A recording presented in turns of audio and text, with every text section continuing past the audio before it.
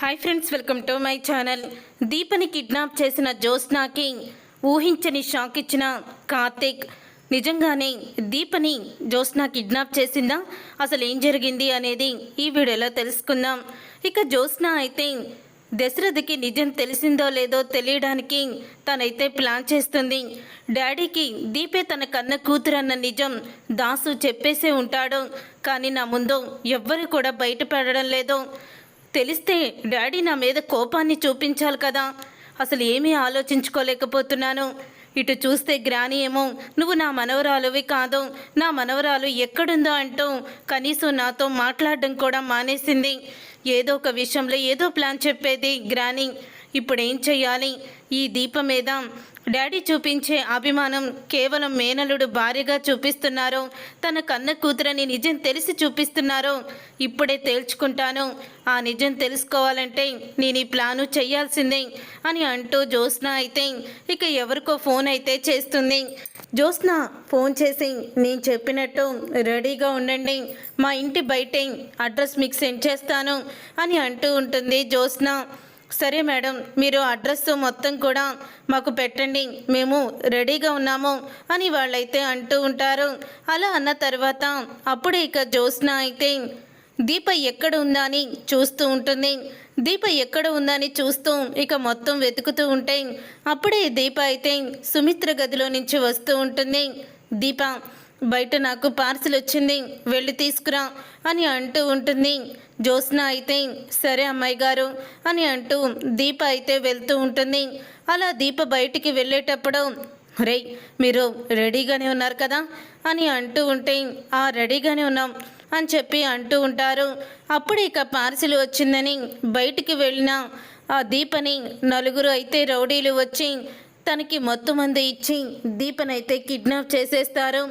అప్పుడు ఇక దీపని కిడ్నాప్ చేస్తూ ఉండగా అక్కడికి వస్తున్న శ్రీధర్ అయితే అది చూసేస్తాడు. ఇక శ్రీధర్ చూసి వాళ్ళ వెంట పడతాడు, కానీ వాళ్ళు ఎక్కడా కూడా దొరకరు. అప్పుడే ఇక శ్రీధర్ కార్తీక్కి ఫోన్ చేస్తాడు. రే కార్తీక్, దీపని ఎవరో రౌడీలు తీసుకువెళ్ళిపోయారా అని అంటూ ఉంటే ఏంటి మాస్టారు నువ్వు చెప్పేది? దీప కిడ్నాప్ అవడం ఏంటి అని షాక్ అయిపోతూ ఉంటాడు కార్తీక్ అయితే. అవును కార్తీక్, దీప కిడ్నాప్ అయింది, నువ్వు వెంటనే రా అని అంటూ ఇక చెప్తూ ఉంటాడు శ్రీధర్ అయితే.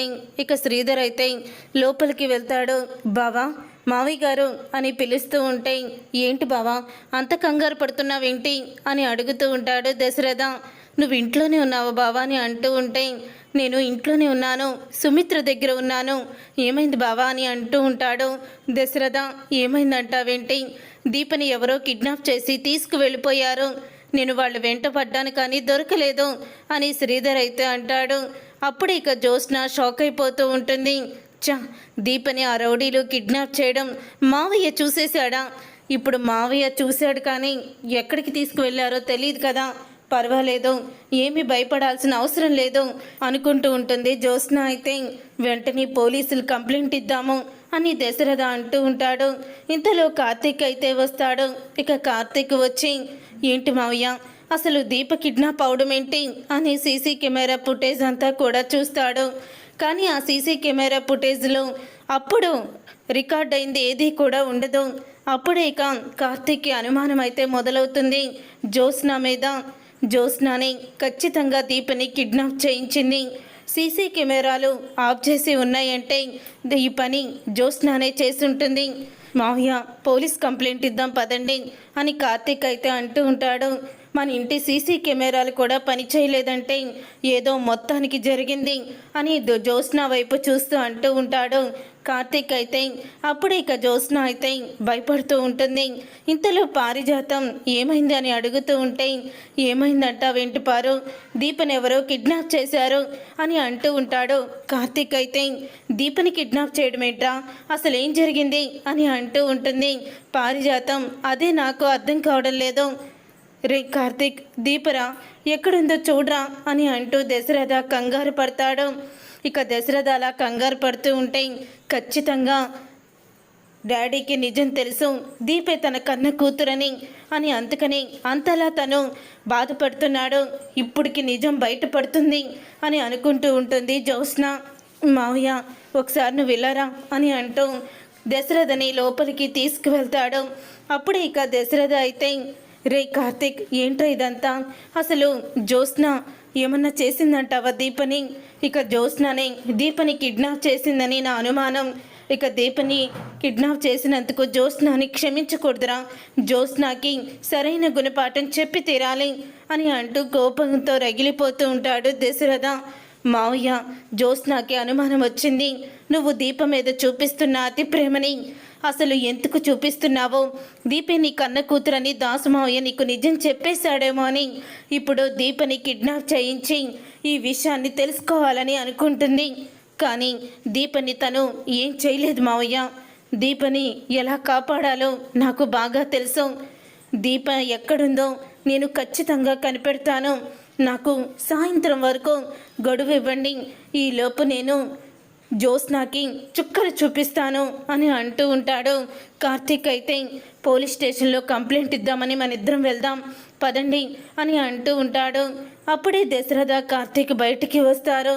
రే ఏంట్రా, ఏం మాట్లాడుకుంటున్నారు? లోపలికి వెళ్ళి అవతల దీప కనిపించడం లేదంటే అని అనగానే, కంగారు పడుకుని మాస్టారు, మేమిద్దరం వెళ్ళి పోలీస్ స్టేషన్లో కంప్లైంట్ ఇద్దాము, పోలీసులే వస్తారు అని అంటూ ఉంటాడు.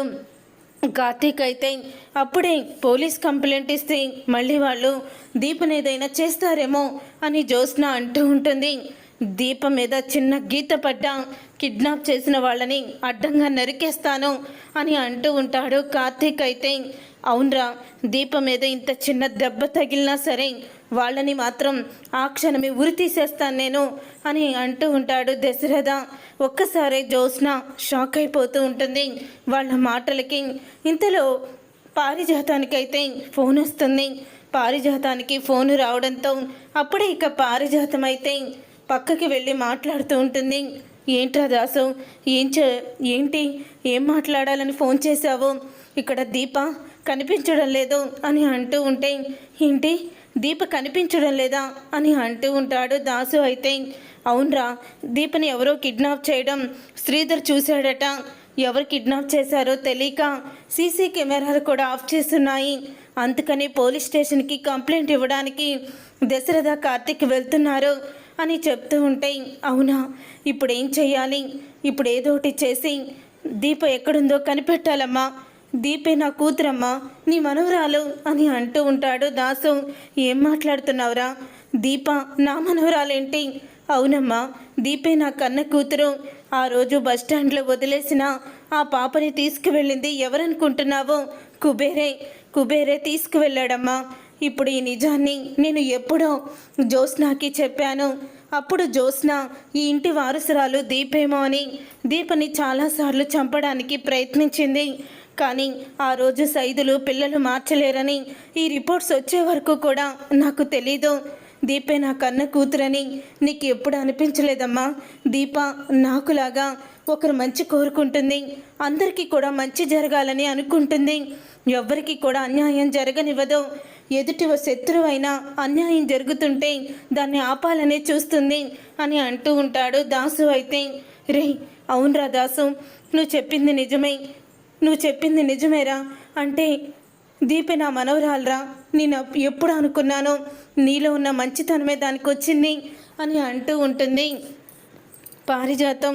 ఒకవేళ జ్యోత్స్నాని దీపని కిడ్నాప్ చేసిందంటావా అమ్మా అని అంటూ ఉంటే, ఏమోరా, నాకు అదే అర్థం కావడం లేదు అని చెప్పి ఇక పారిజాతం అయితే అనుకుంటూ ఉంటుంది. ఇంతలో నువ్వు ఒక పని చేయమ్మా, జ్యోత్స్నాని గమనిస్తూ ఉండు అని అనగానే, గమనిస్తాను.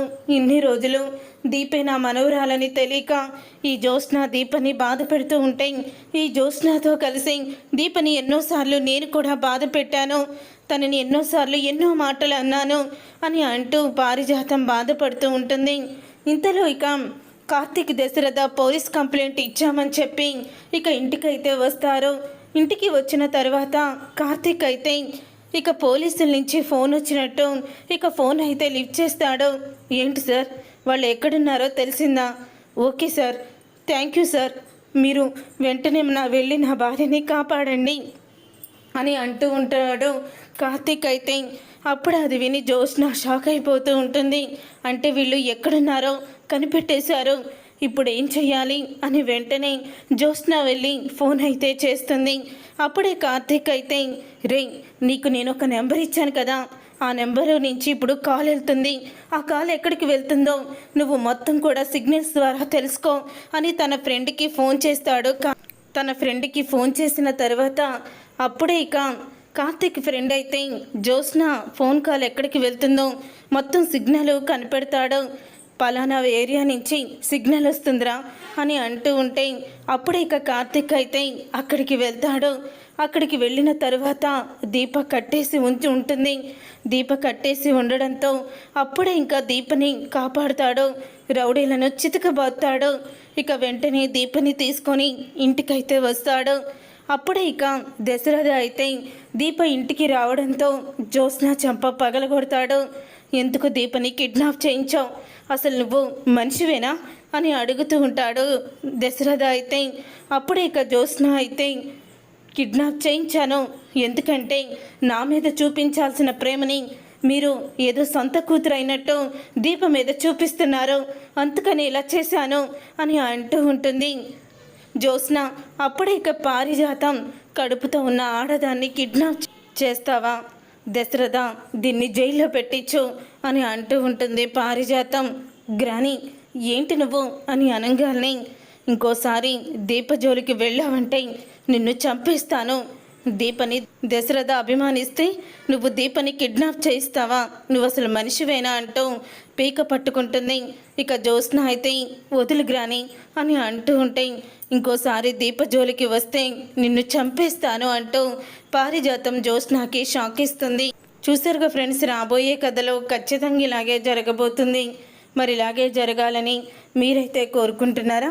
అయితే వీడియోని తప్పకుండా లైక్ చేసి ఛానల్ని సబ్స్క్రైబ్ చేసుకొని పక్కనే ఉన్న గంట సింబల్పై ఆల్ అని క్లిక్ చేయండి. అప్పుడే మేము పెట్టే ప్రతి వీడియో మీరు మిస్ కాకుండా చూసేవచ్చు.